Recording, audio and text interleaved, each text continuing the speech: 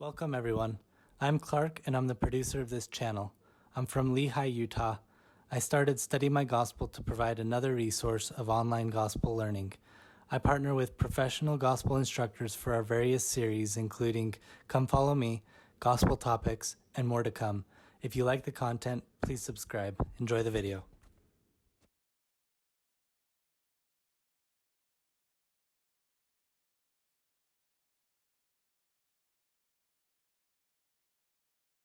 When I was a teenager, I drove a Ford Pinto. I think the stereo in the car was worth more than the car itself. I remember quite often having the stereo up maybe a little bit too loud and enjoying the music. The music just made me feel, better. I'd be feeling down, and the music would make my day. I would be able to have that music lift me up. It's the same way in church meetings. We have hymns that are written both in their style and with their lyrics that are made to lift us up. The First Presidency has written, "Inspirational music is an essential part of our church meetings. The hymns invite the Spirit of the Lord, create a feeling of reverence, unify us as members, and provide a way for us to offer praises to the Lord. Some of the greatest sermons are preached by the singing of hymns. Hymns move us to repentance and good works, build testimony and faith, comfort the weary, console the mourning, and inspire us to endure to the end." One of my favorite hymns is "The Lord is my light." And in the first verse, it starts off, "The Lord is my light, then why should I fear?" And part of the chorus, "The Lord is my light, He is my joy and my song." Beginning of verse 3, "The Lord is my light, the Lord is my strength." And the end of verse 4, "With saints and with angels, His praises I'll sing." I highlighted those because that has a lot in common with 2 Nephi chapter 22. Now this compares very much with Isaiah chapter 12, which is a conclusion of sorts. Chapters 6 through 11 of Isaiah, or chapters 16 through 21, form a group in Isaiah's writings. And chapter 12 is a conclusion of that. It's a hymn of praise. And in it, he says the same things like it does in hymn 85. "I will praise thee. The Lord God is my salvation. I will trust. Be not afraid. He is my strength." It also says he's my song. Praise the Lord. Sing unto the Lord. Just going back, it relates a lot to not fearing in this hymn. "The Lord is my song. The Lord is my strength. His praises I'll sing." This chapter in Isaiah takes a lot of its cues from Exodus chapter 15, which is the song of Moses. "Then sang Moses and the children of Israel this song to the Lord.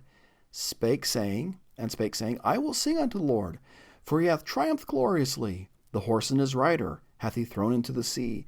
The Lord is my strength and song, and he's become my salvation. He is my God, and I will prepare him an habitation, my father's God, and I will exalt him." 2 Nephi chapter 22 also takes its cue from a couple of the Psalms, which were hymns in the old ancient days. Psalms 118 in particular.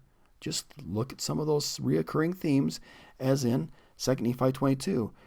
"O give thanks unto the Lord, for he is good, because his mercy endureth forever. The Lord is on my side, I will not fear.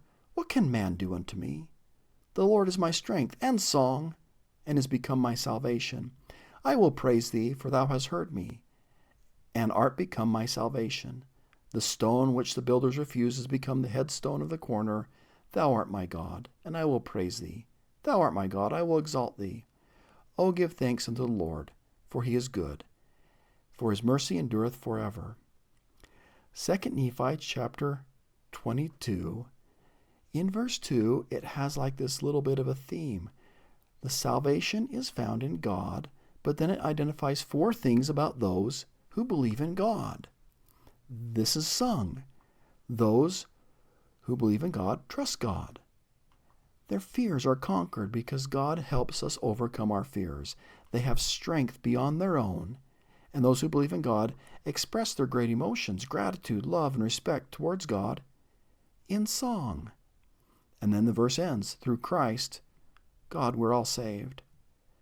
I would hope that you would remember that hymns invite the Spirit of the Lord. They create a feeling of reverence. They unify us as members of the Church of Jesus Christ of Latter-day Saints. They provide a way for us to offer praises to the Lord. They build testimony and faith. They comfort the weary. They console the mourning. They inspire us to endure to the end. Hymns influence families towards greater spirituality and devotion to the gospel. They bring families a spirit of beauty and peace and can inspire love and unity among family members.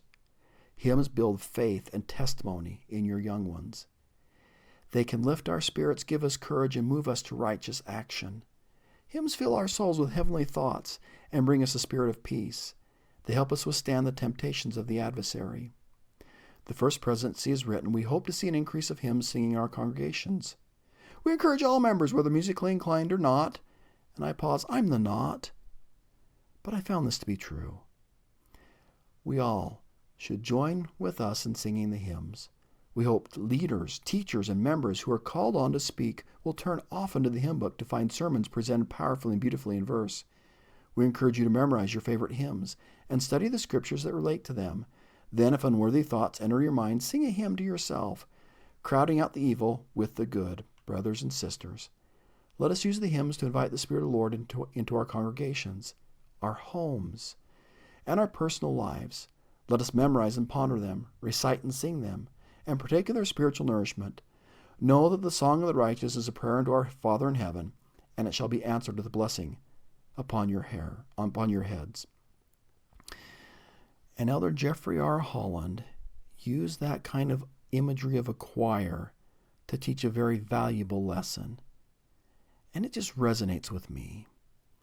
He talked about we live in a mortal world with many songs we cannot yet sing. But I plead with each one of us to stay permanently and faithfully in the choir, where we will be able to savor the most precious anthem of all, the song of redeeming love. Just like a choir has different parts, each one of us is needed. Our part is needed. God has made us quite diverse. He's made us so we're able to strengthen each other. You are unique. You are irreplaceable. The loss of even one voice diminishes every other singer in this great mortal choir. And I would encourage you, if you haven't seen it, there is a YouTube video from the church entitled Song Sung and Unsung. And it takes that little part from Elder Holland's talk and applies it to just this cute little cartoon. We are all needed. We all have songs that are unsung.